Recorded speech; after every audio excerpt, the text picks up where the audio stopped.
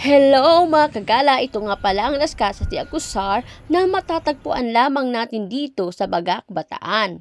Ito ay isang lugar na makasaysayan dahil dito natin makikita ang iba't ibang uri ng mga tahanan na galing pa sa iba't ibang lalawigan na dinala dito sa Bagac, Bataan. Ang karamihan dito ay mga orihinal, ang iba naman ay replica na lamang.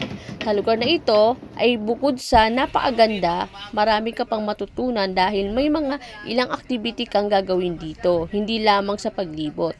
Sa isang araw ninyo, marami na kayong malilibot dito. Kaya mag-i-enjoy kayo sa napakagandang view nito at lalong-lalo na sa mga tour guide na magagaling magkwento about kay Lola Basyang. Kami nga pala guys, nag-commute lang kami papunta dito from Cubao, bumaba sa Balanga Terminal, and then sumakay kami ng modern jeep ng Bagac, Bataan. And then sumakay kami ng tricycle papunta dito. Suggest ko lang guys, papupunta kayo dito ay hapon o kaya gabi.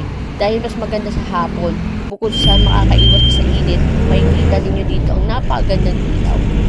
At marami pa kayong matutunan sa lugar na ito.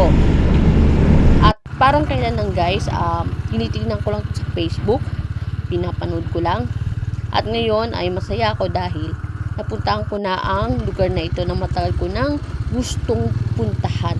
At talagang nag-enjoy ako kasi marami akong natutunan dito. And then nalibot ko itong lugar na ito. Yan. So yun lang guys. Thank you for watching.